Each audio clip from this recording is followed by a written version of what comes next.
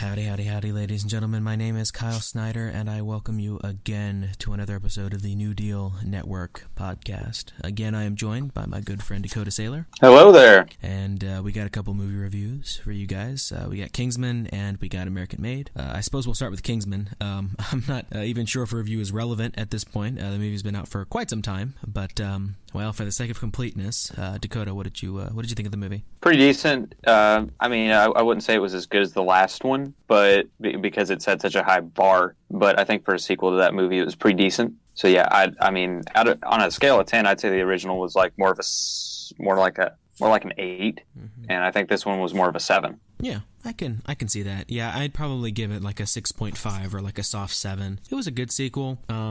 It was hard to make a sequel to Kingsman because, first of all, Kingsman was pretty unique in the way that it established the world and the way it worked, its characters and the way that they interacted with each other. It was something that was pretty fresh. It was something that was pretty new. It was something that was pretty fun. And it's kind of hard to take that formula and just basically redo it a second time because it's not going to be as fresh, it's not going to be as new, and it's not going to be as charming as the original.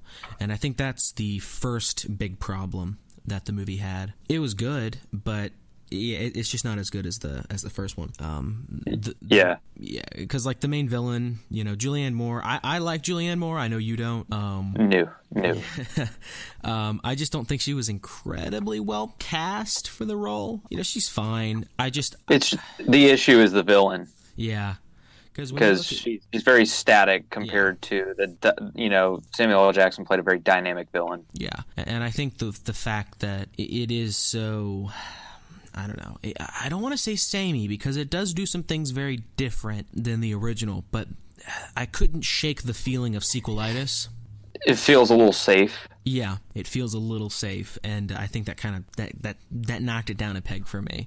Just because the original Kingsman was pretty nuts. It had a pretty good sense of fun. It was serious when it wanted to be. It had plenty of moments where you just wanted to laugh because they're very funny, very well done. But the second one, the laughs weren't quite as strong. The Elton John cameo is funny at first, and then it kind of hits a lull. And about the third time you see him, you're kind of bored. And then the last time you see him, you're like, oh, this is back to being funny again. Right. But there's a bit of a lull with that, and you're just like, okay, if we could have cut that gag maybe like once, or twice, just cut it back a little bit. Right. Yeah, there are a few moments that just weren't quite as funny as they should have been. Characters made a couple of decisions here and there that seemed a little bit like a leap in logic. There was one scene, it's in the trailer where they're fighting in the snow. It's like an alpine kind of ski resort area, and Colin Firth's character decides to shoot the Red Viper. And those of you that watch Game of Thrones know what I'm talking about. And I don't know, like he seems to know.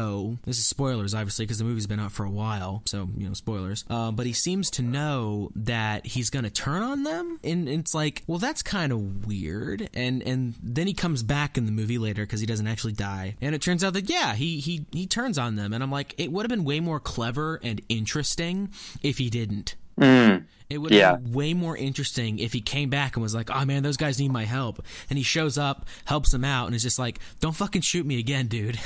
Yeah, it's like a risk. That'd be more of a risky choice than a, they played it close. Yeah, it's the by the numbers. It was very by the numbers, where it was like, okay, Colin Firth knows this guy is evil.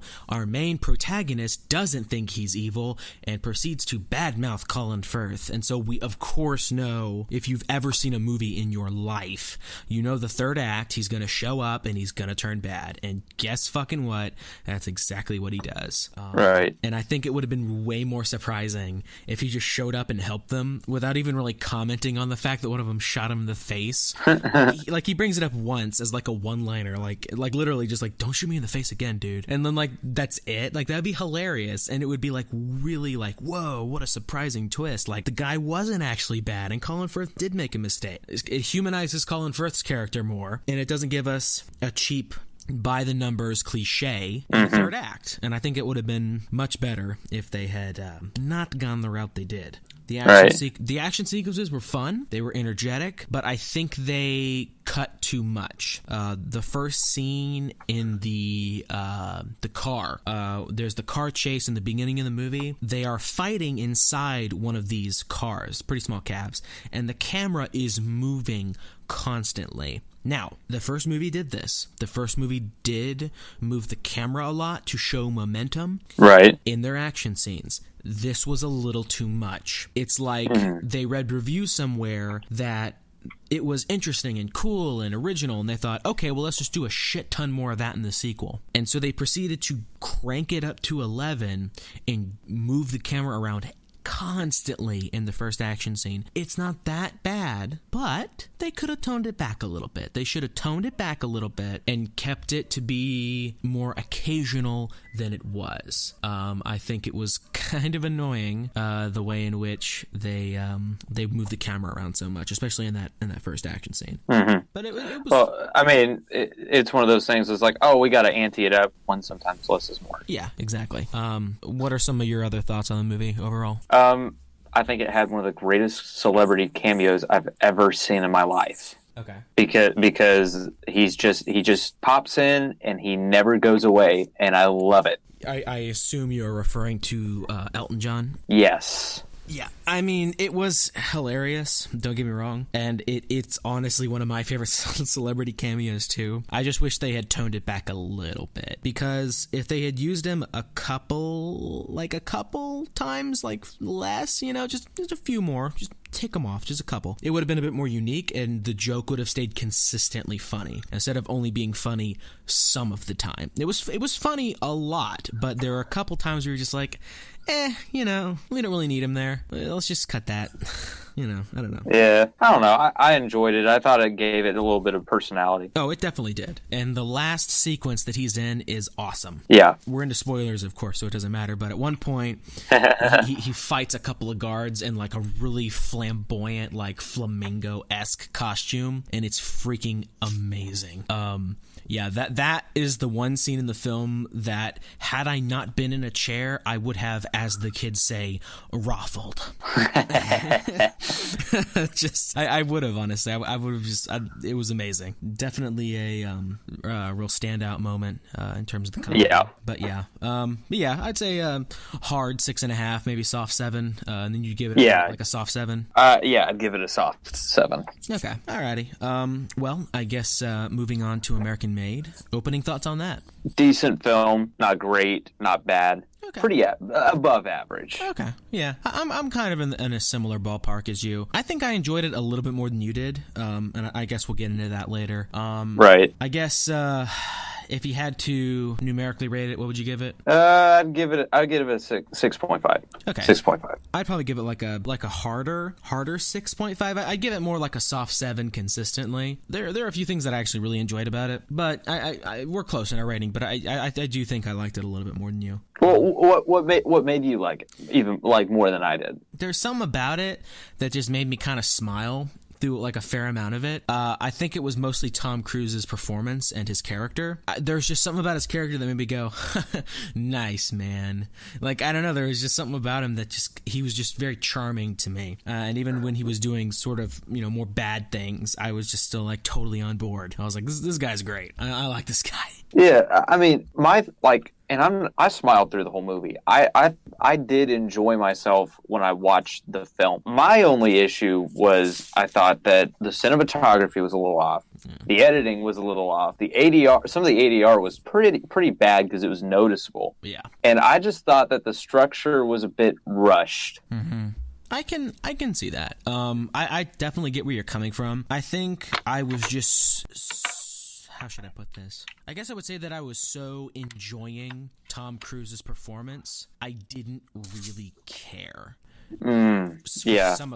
He gave a great performance in that movie. So fun to watch. Yeah. You could tell he had fun with that film. Yeah, I guess I would say before we move into spoilers, would you recommend watching the film in theaters? Oh, definitely. Okay. Yeah. Probably a better experience in the theater, to be honest. Yeah. I kind of agree with that. That's pretty much what I was thinking. Yeah, if you can see it, go see it. Catch a matinee, especially. It's a really good movie at that price. Because at least in Kentucky, matinees are only like $5. So yeah, if you just go see the movie and you don't buy any drinks or anything, that'll cost you an arm and a leg. You'll get out of there for less than $10. So now, in terms of you did a little research on the actual story, because this, the posters and stuff say based on a true story and whatnot. Yes. How accurate is it overall? So as far as accuracy goes, the timeline of the events and the character's life, like the timeline of the character's life, adds pretty accurate. Mm-hmm. Like some might be off a year or two here and there, but his characteristics aren't the same. Okay. Whereas Tom Cruise is, very he's very fun to watch. Obviously, Tom Cruise is an attractive man. There's no doubting that. This guy was fat, ugly, had went through three marriages. He didn't really seem like, with Tom Cruise's character, you could relate with him, even though he was doing some bad things. Yeah. This guy just didn't seem that way at all. Yeah, so they basically turned him into more of a heroic type or more of a charming type for the movie, when in real life he was kind of a fat, dumpy asshole. Right, and he also kind of, represents a lot of different aspects in a way of those events, kind of like the, what's his name, Schaefer, the CIA agent who contacts him. It wasn't just one guy, and we don't know who that guy was. We don't know how it operated. It's just he was there to personify his connection to the CIA. Yeah. So take some liberties just to give you the story with fewer characters. That makes sense. I can understand that. I mean, heck, even Band of Brothers does that. Band of Brothers cuts down, a few characters here and there to keep the cast more consistent. So I think in a lot of true story-esque or true story inspired or even like a based on a true story movie or miniseries, I think that's the common thing to do, is to cut back on characters. Now, there's only one character in that movie that I'm going to be honest that I thought deserved to die. Huh. That stupid brother-in-law. Oh, JB. Good. I hated him. I mean, you're supposed to, but yeah, you're supposed to hate him. I didn't feel bad when he died. Yeah, did you look up the true story behind him at all? No, I didn't. Let me look into that right now. But what were your thoughts on it? Yeah, I fucking hated his guts too. Like the second he showed up, I was like, oh my god, I want this guy to die. And this is where I guess I'm more of a horrible person than the actual person. Because if I was in that scenario, I would have totally let those gangsters take care of it. The Mexican cartel was like, let's handle it. I'm like, hell yeah, dude. Let me be there to watch. Fuck this guy. I hated him. I guess that makes me just a horrible person, because I don't know if this is true in real life, but in the movie, when JB gets killed via exploding car, Tom Cruise's character, he reacts with like shock and surprise, and he seems kind of upset on some level about it. Hell no, man. I would have been like, hell yeah. Especially if he proceeded to call my wife and his sister like a cunt or whatever he did. I would be like, oh my god, you better stop driving, because if I get a hold of you, you're gonna wish the cartel got to you first, buddy. When he said that, I was like, I hope he dies now. Yeah. Just for calling his own sister that. Yeah, I was overjoyed when his car exploded. I was like, fuck yeah, kill him. Hated that guy. Now, I don't really see, I'm trying to skim through this Wikipedia thing on him. The guy's name is Barry Seal, if you want to look and see if this JB character was anyway realistic. But did you notice that George Bush was in the movie? George W. Bush was in the movie? Oh yeah, was he? Yeah. Huh. All right, so you remember when he was sitting there waiting to meet with all those big names, Oliver North and all that stuff. Yeah. He's sitting there and he's talking about flying a plane with a guy. Yeah. That guy sitting there talking to him about planes is George W. Bush. Oh my god. Oh, yeah. I can see it now. Yeah. Why was he in the movie? Just to throw him in there. I mean, he was there, so I mean, it's the White House. Of course, George W. would be hanging around. Okay. Since his dad's the vice president, so okay. Yeah. I guess that does make sense. I now that I see it, I can kind of picture it in my head. Like, oh, that explains like the not the heavy makeup, but it seemed like he'd been doctored in a little bit. Yeah. So I was like, okay, that makes sense. Okay, that okay, I get it. Yeah. I mean, but yeah, they threw in some little details here and there, and I had fun watching it. Like, I had a good time. You know, whenever Tom Cruise was having a good time, I was having a good time with it. And it had some really tense scenes, especially whenever he'd be going from motel to motel, trying to start his car, hoping it wouldn't blow up. I thought that was a great thing to think about, because I mean, yeah, that'd be a legitimate threat, and he was telling everybody to back away whenever he started his truck, or his car. But yeah, I mean, it had some really good moments in it. I just thought that the pacing kind of had an issue. There are some editing issues that were pretty in your face. I did not care for some of those decisions. There are some editing choices that I thought were a little off. Sometimes they were good. Sometimes it was like, oh, that's kind of fun editing, but then other times it was like, why did you just do that? Like, why? So the guy who directed it directed The Bourne Identity. Oh. He also directed Jumper and Edge of Tomorrow. So that's his connection with Tom Cruise. Oh. He's not an inexperienced director by no means, because I think Edge of Tomorrow is a great movie. Mini review on Edge of Tomorrow, just a numerical rating. What would you give it? It's been too long since I've seen Edge of Tomorrow. I'd give that movie a solid 8. It was charming as hell, and Emily Blunt is fucking beautiful. I mean, I'd say that it's in that range. It's just, I'd hate to say that because I haven't seen it since 2014. True. So I'm not gonna say. Okay, that's fair. Go check out the film. Yeah, it's a great. From what I remember, it's a great film. You need to watch it if you haven't. We bamboozled you all. It was 3 movie reviews. Heck of bamboozle. Ooh. But yeah, go watch American Made. Yeah, go watch American Made. Just do it. I mean, American Made's a good film. Yeah. I don't think it deserves the 80% or 87% that Rotten Tomatoes gave it. Yeah. But it's Rotten Tomatoes, so they probably got paid. Yeah, that's true. That's true. You know, just like what was it? Wasn't there like that petition to shut down Rotten Tomatoes because they gave DC films bad movies, and it's like they were all paid to give Marvel good reviews, and I'm like, Rotten Tomatoes is it's an aggregator, you shit. I mean, you can still adjust the numbers a little bit. You can, because it's a good movie. I mean, it's not like you're taking a movie that everybody praised and making it like Emoji movie levels. But yeah, well, the reason you can adjust the metrics is that sometimes the way they review films as rotten or fresh is a little off, because there are reviews of certain films that are mostly negative, that give the film maybe like 2.5 stars out of 5, and the Rotten Tomato aggregator will still list them as a fresh review. Now, sometimes the opposite is true. Sometimes it will list a review that's good, and like it's a pretty solid review, like a 3 out of 5 maybe, and it will list it as rotten. So the aggregator does need work. I will say that, but the whole they pay Marvel to get good reviews, and then like Marvel pays, like I was just like, so what who's paying who now? Like, what's going on? Like, yeah, are they paying the aggregator, or are they paying the reviewers? Because you said reviewers, but there aren't any reviewers on Rotten Tomatoes. It's an aggregator. Right.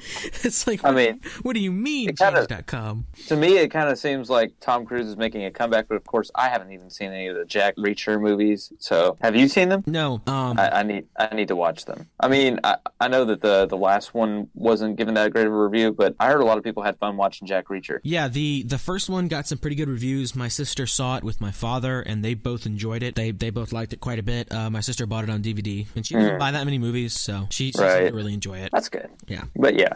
Trying to think of what else in American Made that really... Oh, yeah. Did we already talk about the ADR? We did, right? Yeah, we did. Okay, that's what I thought. Because, like, the thing is that when it comes to ADR issues in film, it's kind of hard to figure out, like, who's at fault. Right. And I remember we talked about this when we got out of the theater, is that it's a little hard to figure out who exactly is at fault with those kinds of issues, because you could have the director shoot the scene, the audio seem fine to him, and then when they get inside the editing bay, you know, they're like, hey, let's cut this movie, let's make a movie, and then they realize that it sounds terrible, you know, and they have to redo the line. They have to record a line over it. But then sometimes it's like it's the editor, and then they make like a snap decision, and maybe the director fought him on that, but then the producer got involved and was like, actually, I kind of side with the editor on this one. It's like, it's kind of hard to figure out who exactly is to blame for shit like that. Right. And then in terms of the editing choices, well, it could be the editor's fault, but maybe the director wanted him to cut the movie his way, or once again, maybe the producer got involved and was like, actually, no, you're going to cut the movie this way. And then the executive producer's like, hi, excuse me. And it's like, the thing with making movies is that there's a lot of people involved. involved. And when something goes wrong, it's either one person that's a big fuck up or a bunch of people that are tiny fuck ups. And it's really hard to kind of point the finger. And American Made is really no exception. You brought up before, what all the director was attached to. I really enjoyed Edge of Tomorrow. The original Bourne Identity's good. I am somewhat confused as to why he chose some of the things that he did when it came to the way the movie was structured. Maybe he was trying to make a fun movie, but just some of the crazy choices just kind of fell flat. Yeah, like the way the camera would snap zoom sometimes. Uh-huh. That was a little odd. Like the first couple Sometimes times... it was funny. Well, sometimes they made it work. Well, that's the thing, is that sometimes it was funny, because it was like, oh, that's kind of charming. They did a snap zoom. Like, oh, that's fun. But then sometimes you were like, why the fuck did you snap zoom just then? Did the freaking DP fall asleep that day? Like land on the zoom. Yeah, like smack. God, yeah, I don't know. It's like who fucked up here? Right. But overall it was pretty good. Yeah, I think of some other strong points besides Tom Cruise. I enjoyed any time he was with the cartel. That was always a lot of fun. Yes.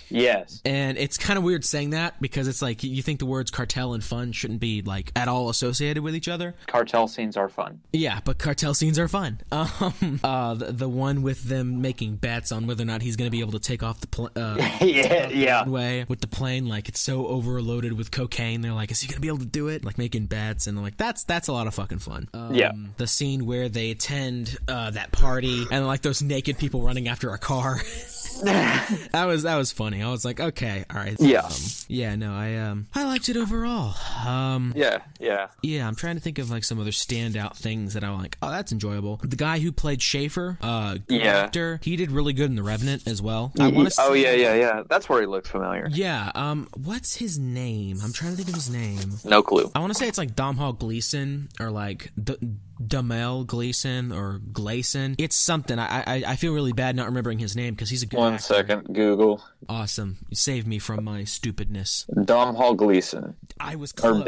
Domhnall. It's Domhnall. Okay, well, you know what? I was close, damn it. So I was thinking that lawyer chick in the movie. Yeah. She's the like love interest in the first Paul Blart movie. Oh, that's my where she looked. God, that's where she looked. Yeah, that's where she looked familiar. How embarrassing. Yeah. The first Paul Blart movie. Blah, blah, blah, blah. I remember when I thought that movie was funny. I still have it on DVD somewhere. I think it's at Mom's house. It was one of my first Blu-rays.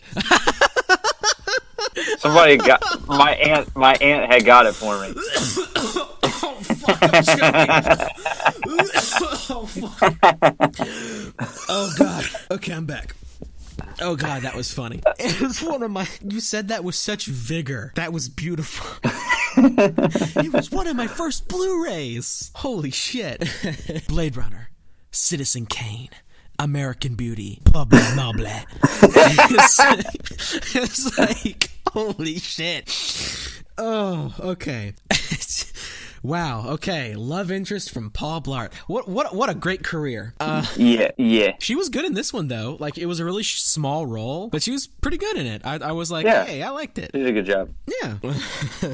Yeah. Review for Paul Blart Mall Blat. What would you give it?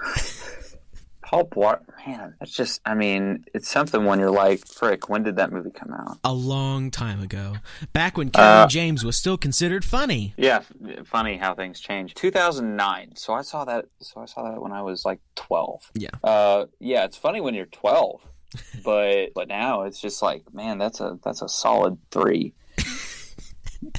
And you've got it on Blu-ray. Somewhere back at the house. Oh my god, that's amazing. Yeah. Sometime, like in the future, we should have a Blu-ray screening.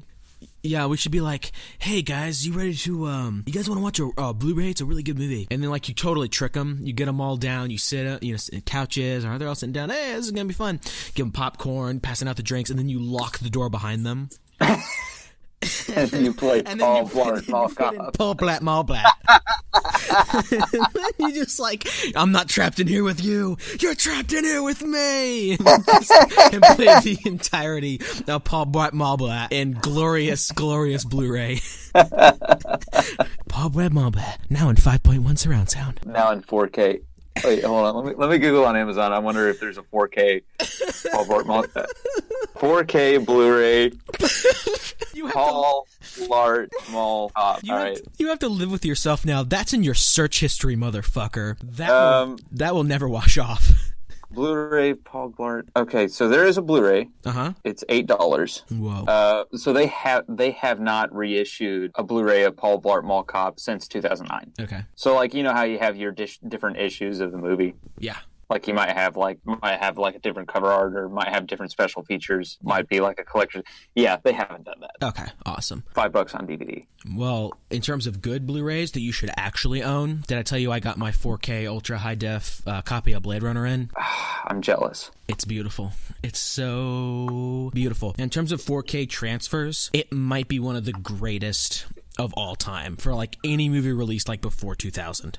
So was that the final cut? It's multiple versions, but yes, it does include the final cut.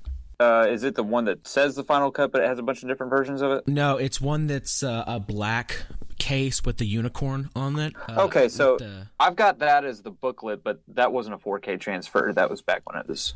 Yeah, just look up Blade Runner 4K and you'll find it pretty easily. You got Blade Runner Special Edition 4K UHD. Yep, that's it. Oh man, so they have upgraded. This is basically the same thing I've got, but they've upgraded it. Yep. Crap. And once I get a 4K TV, I'm gonna have to buy Blade Runner again. Dude, I have purchased Blade Runner a grand total of 4 different times. The first time I got it on DVD, and I bought the final cut, but it was the wrong version. It wasn't really the actual director's cut. It wasn't the final cut. It was the fake director's cut. Oh no, that's not good. So I tossed that shit out, and I had. How'd you get the fake one? Was it on Amazon? Yeah, it was someone sent it to me accidentally. They didn't know. I think it was just they didn't know. It was just a fuck up. But I proceeded to get the 4-disc DVD collector's edition, which I quite enjoyed. And then I got the 5 or 6 disc ultimate collector's edition in the briefcase with like the unicorn statuette and like the die cast, the car model, and like just all that shit. I got the whole thing. You know how much I bought that for? How much? $30. You're kidding. I'm not even fucking kidding you. I'm jealous. The reason they sold it for so cheap is that a part of the suitcase was cracked. So do you have the booklet collection of it on Blu-ray? It comes with the booklet, the one that I got in the suitcase. Okay, so no, mine's like it's like a book. It looks like a book. Yeah. Kind of, like arguably. Yeah. You open it up, it's got the discs on it, but it's also got in the middle, it's got like artwork that you can flip through like a book. Yeah. Yeah. So that's the one that I've got. Yeah. And they don't even make that anymore, apparently. Nice. Because I'm not seeing it anywhere here on Amazon when I'm looking through it. Yeah. Apparently it's part of like a 30th anniversary thing, which has more stuff. Like it has a little model car and all that. But you can't get it on its own on Amazon anymore. Yeah. Huh. So that's interesting. Yeah, and the thing is that like they re-release different versions of it and like different they keep kind of redressing it and they do different things with it. And so I'm kind of happy I only own 2 different versions of it now because I own the briefcase version and then I own the Blu-ray, like the 4K transfer. It's amazing. Even on like DVD, the last DVD they released of it, the one that came in the briefcase, is actually a really good transfer for DVD. Yeah, like that's rare. Well, the thing is that in terms of DVDs, if you're strapped for cash and you can't buy a bunch of Blu-rays, just buy the DVDs that are later in the game. The DVDs that you can get right before they switch into Blu-rays, like between like 2 years to like, right down to, Blu-ray day, basically. Any time between that time period, the DVD transfers are usually pretty good. The old DVDs suck. All of them. They suck. Oh, they're terrible. But the newer ones are actually pretty good, and the ones they release currently are pretty good. So if you only got a DVD player and you want to buy physical media and you don't have enough money to switch over to Blu-ray, just buy the DVDs. The DVDs that come out now are fine, and it's perfectly acceptable just to buy those DVDs. The main reason I buy Blu-ray is just because I really enjoy the higher audio quality, and I really like the visual fidelity, honestly, is really cool. But, like, I don't know, it's just... the visual fidelity is what also for me. Yeah, it's not required. In order to enjoy film, it's not required. And in fact, I'm going to go on the record and say some movies you need to buy on DVD. And the reason I say this is because there are some movies out there that the DVD hides some of the mistakes that the Blu-ray lays bare because of the decreased audio quality and the increased video quality. There are some movies, specifically ones from the mid 2000s area, and some of even like the later kind of 90s-ish movies that got re-released on DVD. Buy the DVD copy and not the Blu-ray copy, because if you buy the Blu-ray copy, certain things that you've not noticed before become really noticeable, and it can actually take away from the experience. So the chase for audio quality and video quality, for it to be the best that it can possibly be, that's a noble thing. But for some, well, how I went all out for Star Wars. Yeah, and the thing is that for some movies it just doesn't quite work. But okay, go ahead and gush about what you've got on Laserdisc. Yeah, I got the One Last Time Faces edition that was released in 1995 on Laserdisc. I used to have the video cassette set, but the tapes actually faded.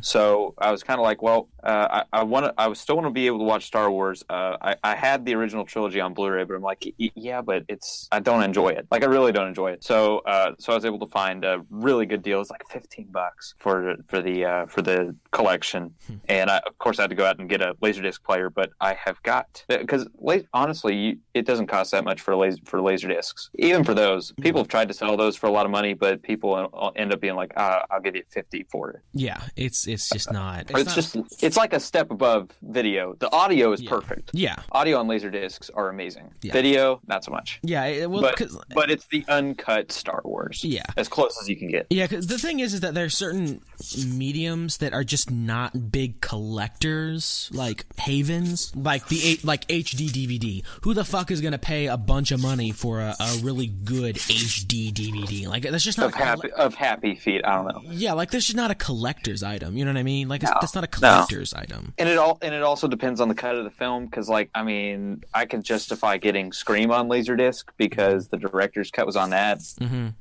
And the only DVD of it was like some Japanese release, so I could understand getting like the Laserdisc for the director's cut of Scream. Yeah. Or if you wanted to get something on the Criterion collection that originally came out for the Laserdisc, like if you wanted to get Seven or Taxi Driver Criterion collection. Yeah. But other than that, there's not really a justifiable reason to get Laserdisc. Yeah. Oh, and going back to the whole DVD thing I said earlier, when it comes to Criterion collection, the Blu-ray is obviously going to be the superior version. But once again, if you can't afford the Blu-rays, just buy the DVDs. They're fine. When I only had a DVD player, I bought the Wes Anderson collection. I basically bought all of his movies on Criterion on DVD, and they're great. They're fine. I still have them, actually. I'll switch over to Blu-ray eventually, but for right now, they're perfectly fine.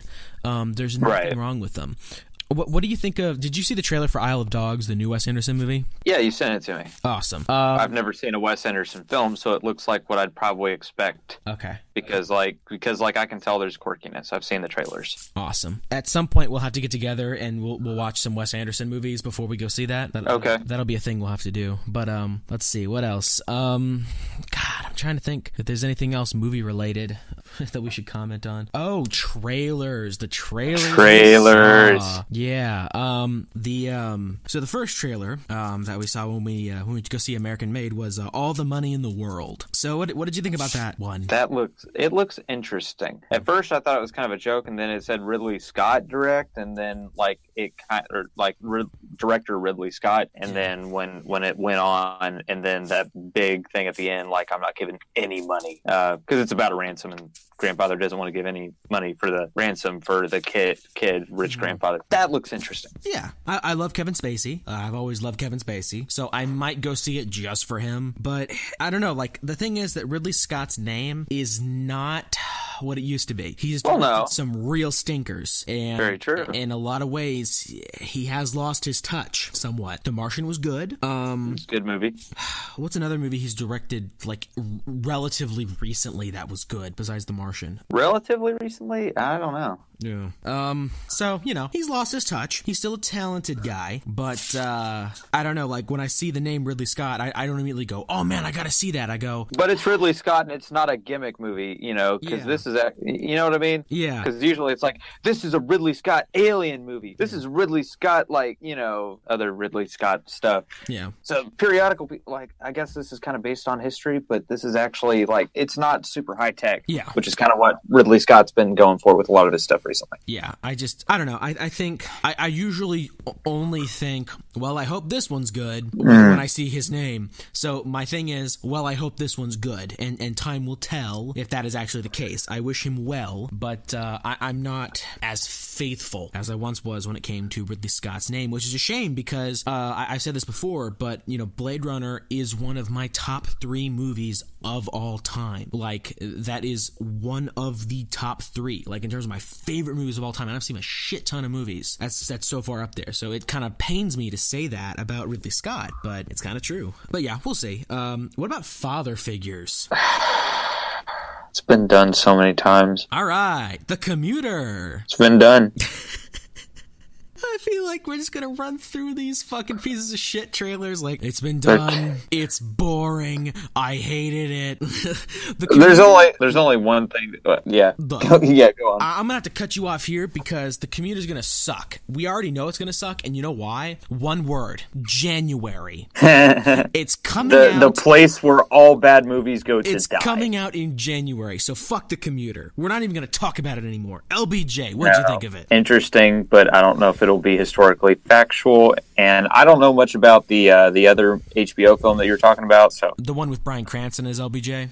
Yeah. The thing is that, like, I love Woody Harrelson. He's a really good actor, but I don't think he'll be able to top or really even hold a candle to Bryan Cranston's performance as LBJ. You need to watch that movie as soon as possible. It is scary. Some of the scenes that he is in, I actually thought I was watching B-roll footage from back in the day. Like, they get the makeup, just the makeup looks so good, and the way Bryan Cranston holds himself and the way he talks is so spot on for LBJ. I just don't know that. Oh wow! I'm seeing the picture here, and he looks just like him. Yeah. So the thing is, I don't know that Woody Harrelson's going to be able to top that. I really don't. Oh, I got to watch this HBO movie. Yeah, it's super good. What about Molly's Game? What did you think of that one? Molly's Game. Which one was that? I guess that's what you thought of it. It was the gambling one, the one about the gambling. Oh. I'm not trying to sound like I'm, anti like women or anything, but it just seems like one of those things where it's just like, I'm a woman and I did something, it's an important movie. And also like the gambling aspects, it's like, it's like, it's okay. I've never been interested in that kind of stuff. I think Casino is like, it's okay. Oh, Casino's a good movie. It's okay. Like the performances are good, but like the whole casino aspect has never been that interesting. The only reason it was ever interesting in Ocean's 11 is because they were robbing one. Right. Like, that's the only reason I thought it was interesting. I was like, oh, these guys are going to rob a casino. Well, that's fun. I don't know much about the card games. Yeah, well, the thing is that I do. I just don't care. It is so galactically uninteresting to me that I really don't care. Like World Championship Poker, who gives a fuck? Right. Now, if there was a movie about someone stealing from World Championship Poker, I'd be like, okay, now this is interesting. Right. Like if there was like a scammer playing the game and like he had some way of like figuring it out and I was like, oh man, are they gonna catch him? Like, ooh, what's this? Like, that's actually interesting. I don't really care about people like at a table like, ooh, let's look at each other for like 10 minutes and then put our cards on the table. It's fun when I'm doing it with friends because they're my friends. Right. Overall, not interested in the movie. I just don't care about the subject material. Who knows? Maybe it'll turn out to be great. I mean, it's got a good cast. It's got a really solid cast. Oh yeah, I mean, I'm not trying to crap on Jessica Chastain. She's a pretty good actress. Yeah, I really liked her in what was that movie? Oh, Zero Dark 30. Really good in that movie. I'm not the biggest Zero Dark 30 fan, but yeah, she gave a great performance. Yeah, and I like Aaron Sorkin. I think that he's a good writer. He's done some really good work. I don't know. I don't know if it's, all that interesting in terms of like actually like in movie format. I don't know. Right. We'll see. What about Thank You for Your Service? I'm on the fence on that one. it's one of those I'm just going to have to see it to see if I like it. Yeah. Miles Teller has such a punchable face, it hurts me. Yeah, that's true. He has one of those faces where, like, you kind of on some level wish it was legal to just punch him because you feel like the world would be a better place. His face is so punchable. Like, the way he inflects, like, even when it's really good, like in Whiplash, even when he's, like, really good, I'm still just like, I want to punch that little pissant. I don't know. He does not look like a likable guy. Yeah, I don't know. Maybe I'm completely wrong. Maybe he's just, like, a total joy to work with, and he's, like, totally nice, and I'd feel like a total prick for saying it. I don't know, but I just want to punch him in his stupid face. I think it's gonna be Oscar bait. I'm on it. I'm being honest. I think it's gonna be Oscar baity. It's a war movie about PTSD and, like, thank you for your service. And it's like, it's hard to live after the war. Like, I just feel like there's gonna be a lot of emotional performances and, like, monologues and, like, oh, it's gonna be so deep. Which can be done in the right way, but then there's, unless it flows naturally, it's just gonna look like that. Yeah, I feel like it's gonna be kind of Oscar baity. Who knows? It could be good. And, and finally, the pinnacle of bad advertisements. The Snowman. Dakota, is he playing games with us? I'm not sure. The only thing we know for sure is that he's playing games with us. He's been watching us every step of the way. It's like if we don't stop him now, there will be more killing. It's every single line from a serial killer movie put into one, jam-packed into one trailer. It's so bad. Yes, it looks fucknut. Terrible. It's of course the killings are going to keep happening if you don't catch him. He's a fucking serial killer. It's what he does.